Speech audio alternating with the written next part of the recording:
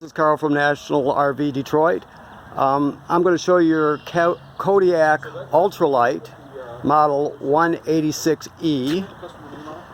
I'm on the door side of the trailer now, so I'll start there and we'll go around the outside. Okay, so first of all, obviously we have fold-in steps. You have a power awning, outside speakers. This here is the vent for the range hood that's over the stove. Basically, you're going to keep this shut. There's a baffle right here. Let me see if you could make sure you can see this. There's a baffle right here, and you got these little tabs here. When you're going to use it, you can open it so it flaps freely like that. Only when you're going to use it. The rest of the time, you'll keep it shut when you're pulling it down the road or just parked. You don't need to have it open. So the only time you're going to open that is when you're using the range hood. You have two ways to use water in this trailer. You have city water, which is the most common way, and then you have this here, which is your basically your fresh water tank. So if you go to like some of the older state parks, they don't have plumbing on the campsite, but they have a fill station when you first go into the park. You can actually fill the tank through here. And then there's an onboard pump that you can use to pressurize the water in your trailer and use it just like you had city water. Like I stated, most of the time you're going to be using the city water feature on the other side, which I'll show you, but you have this option, which is a good thing because some of the best state parks are older ones. Okay, and this is your vent for your furnace. This is power here, just a duplex, and this is antenna out. So you can put a TV set out here, set it on a table, whatever. Okay, you've got a compartment here. Inside is your crank for your stabilizer jacks, right here. It's just a 3/4 inch socket head on it. So if I walk back here, there it is right there. Let me get in a little closer for you. There's one on each side. And you can also use your electric drill with a 3/4 inch socket, which makes it real easy to raise and lower your stabilizer jacks. Now you don't raise the trailer with the jacks. All you're going to do is take the wiggle out of it to stabilize it. So keep that in mind. You've got a power tongue jack here. It's got a light, and then it goes up and down just like that. Okay. You have two 20-pound tanks and a deep cycle marine battery here. This regulator is an automatic changeover regulator. This is where the LP's pressure is reduced from the tank pressure down to the pressure the trailer uses. This is just a gauge. You point it at each tank and you can look in this window. If it's green, it's got gas in it. If it's red, it's empty. But this will draw this side down first, the door side tank. Then, let me back up a little bit, then the off door side. So when you hear it drawn from the off door side tank, you'll know it's time to fill the door side tank, okay? All right. This is just a port for if you wanted to have a solar panel battery charger. So this one's made by Furrion. If you were to get one, and you can get one with that plug, you just plug it in there and you're ready to go. If you get a different brand besides Furrion, you'd have to adapt it, either splice in a plug or change this. But the bottom line is all it does is charges the battery on a sunny day. So it's just an option. That's the outside panel for your refrigerator. It's a service panel. You don't really have to go in there. This is your water heater. Let me open it up here for you. Okay. So the switches to operate this are inside. This works on either gas or electric. Both switches are inside the trailer. Right now the drain plug is out. I'll set it there so you can see it. Right there. And it goes right in there. It's drained right now because when you're not using it, you need to have keep it drained so so the water is not going to get brackish on you. But at this time of year, it has just been de-winterized. One thing you have to remember is you can't get antifreeze into the water heater. If you do, it'll leave a really foul taste, so you have to to avoid getting antifreeze in there, on the back of the water heater, which I'll show you, are bypass valves.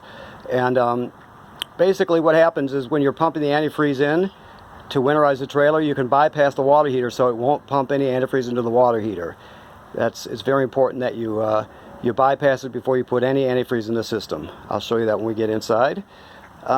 Here we have your city water connection, which I referred to on the other side of the trailer. You're going to just basically you're going to just hook your hose up to that, turn on the faucet, and you're pressurized and ready to go. This is a spray port here for just a little sprayer you get with it. This is coax cable through to the entertainment area in the trailer. This is for if your campground has cable TV, you can just hook it up right there. Okay, this is the black tank flush. I'll tell you about that right now. When you're dumping your trailer, I know it's kind of hard to see with the bright sun, and this camera is not the best, so when I change to something dark, it's having a hard time compensating here. So, okay, basically you have a gray tank valve and a black tank valve. On a trailer, the large valve is always the black valve. This one has a gray and a black handle, so you can tell that way. So what you'll do is you'll put your hose right on here, and then the other half goes into the dump station. Then you're going to pull this gate valve first. You just pull it out, and it'll dump the black tank. The black tank is toilet water and waste, and it'll come whooshing out of there into the tank at the dump site. Then you'll pull the gray valve.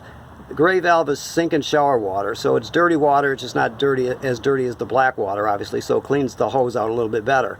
This trailer also has another feature right here, which is a black tank flush. So you'll hook the hose at the dump station up to there, and like it says on this sticker, you make sure you open the black valve first. It has to be open before you turn the water on. So you open the black valve and then turn on the water, and it's got sprinkler type jets inside that'll actually clean out the black tank even better, which is something you want to do. It keeps the sensors in there clean so you get a good reading on your monitor panel, plus it's just cleaner, period. So, okay, let me get up here. This is your cord. It's a 30 amp cord, 25 feet long. We give you, it has a 30 amp end on it, so we give you a reducer to reduce it down to a regular 15 amp household plug.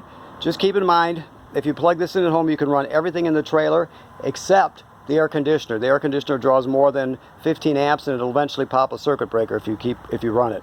So keep that in mind. Okay. While we're back here, I want to remind you that, or tell you that, you have to inspect the roof of your trailer. So you figure in the spring when you de-winterize it, and in the fall when you winterize it, and then once in the middle of the summer, you'll go up on the roof. You can walk up there. You'll walk around and look at all the seals. Everything is sealed with a lap sealant called Dicor. If you see any separation starting up there, you want to either bring it in to have it sealed or do it yourself. If you do it yourself, you need some isopropyl alcohol to clean off the area. You need a tube of Dicor, which is 10, 12 bucks at an RV store. Comes in a caulk tube, and you're basically just going to clean off the area and go right over the top of what they did and let gravity push it out. But you gotta inspect the trailer. Odds are you won't have to do anything, but one of these days when you're inspecting it, you're going to see separation starting and you're going to have to seal it. So it's very important. This is not just this trailer, it's every trailer ever made. So you got to inspect the seals. Very important.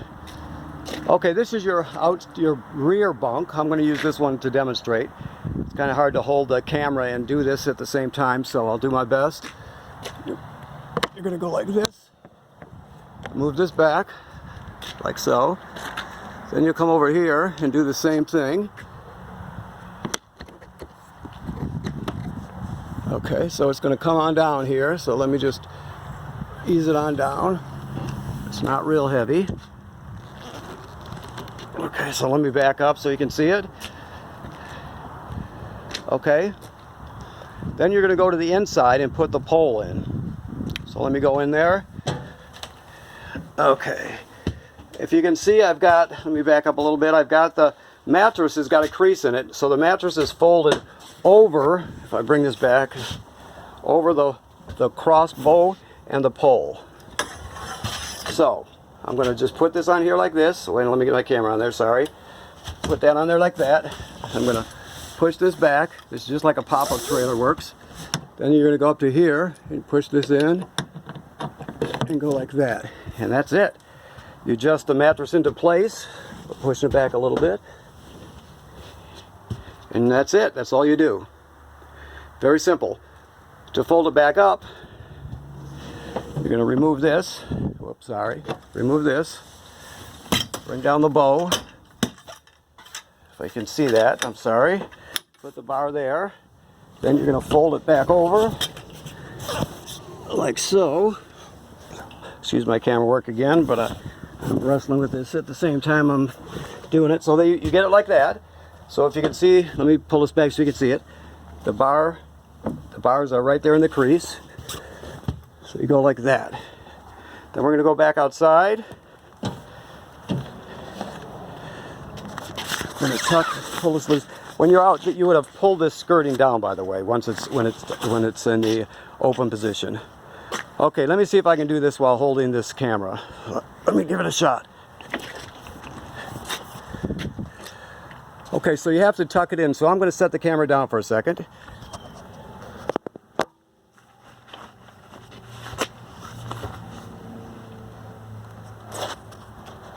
So you can see that this side I've tucked in. You don't want any of the canvas sticking through. You want it on the inside of this seal right here, if you can see my thumb. It's very important or else water will leak in. And I'm going to come down to this side, and I'm going to tuck it in also. I'm going to try to hold the camera and do it if I can. Okay. Then we're going to lock it up here. There we go. Let me back up so you can see it. Okay, come over here and do the same thing. You see it a little better that time. Like so. You do the same thing on the rear and on the front. Okay, let's go inside the trailer. When you first come in, to the left, you have a fire extinguisher, and you have the power converter, which is right here. Hopefully you can see it. Okay, so basically everything that can run on 12 volts DC in this trailer does. Some things have to be AC power, like the air conditioner, the microwave, the receptacles, but all the rest of the stuff is DC power. Alright, so you can see you got regular household circuit breakers on this side, and they're all labeled. Those are for the things that have to have AC power to run. Then the power is converted down to DC on this side. You see you've got regular automotive type fuses there, and they're labeled, and that's the DC power side of it. So it's a power converter. It converts AC to DC power. This is also a battery tender, so it'll sense how much energy your battery needs, as long as you're plugged in, that is. It'll send, you know, if your battery is totally charged, it'll trickle a couple amps up there. If it's low, it'll send 10 amps or whatever it needs. There's a fan inside here that will go on and off as you put a load on this. So you'll hear the fan go on and off. It's quiet, but you'll still be able to hear it just slightly. Okay? All right. We're making progress. This is your control panel. It's just to the right of the door when you come in. Okay. This is just ceiling lighting. Your porch light here, which is your if you look up here, your awning LEDs will turn them on and off. Okay. Your awning here, I'll send it out for you. Here's the switch. I'll push it. You can see it rolling out there. Okay. Just hold your finger on the button till you can see the roller tube. That's when you know you're all the way out. We're getting close to it now. So, let's see. There we go, right there. Right there. So that's how far you go out with it. Never leave it out unattended. When you leave the campsite, you bring the awning in. Otherwise, it can get damaged very quickly by the wind. Okay, so the water heater, I told you could operate it inside. To start it on electric, which is what you'll generally use because you're paying for electricity at the campground and you don't want to use your propane up. you just turn it on like so. To light it on gas, you turn it like that. It lights automatically. Always make sure there's water in your water tank, your hot water tank, before you turn the heater on, or else you'll damage the tank. So you always make sure there's water in there. I mentioned you could pump your own water using the on-demand water tank, the fresh water tank. You turn the pump on just like that. Okay.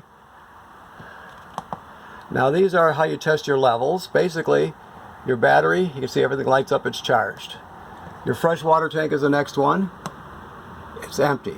You see it graduates up in 1/3 increments till it's full. Now you just have one black tank in this one. So that would be your black tank. You have one gray tank, and that would be your gray tank there. They're both empty.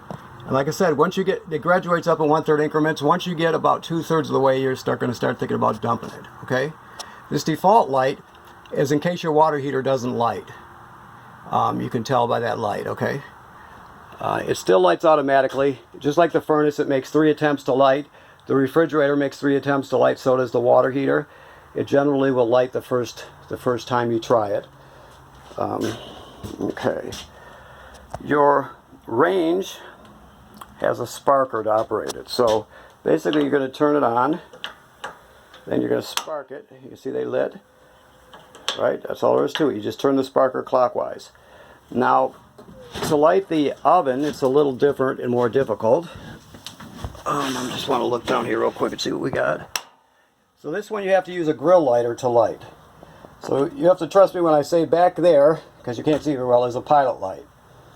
You're going to need a grill lighter with a long neck on it.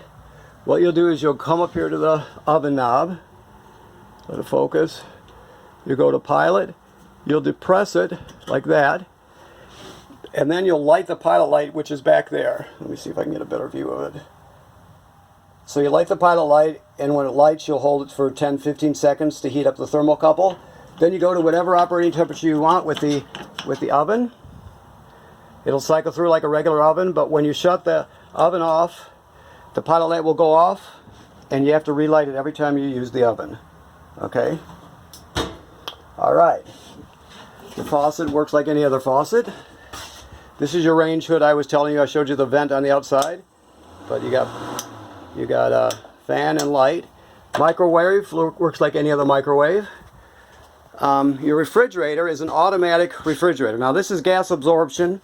It doesn't have a compressor like your refrigerator at home. I'm trying to get back here so you can get a view of the whole thing.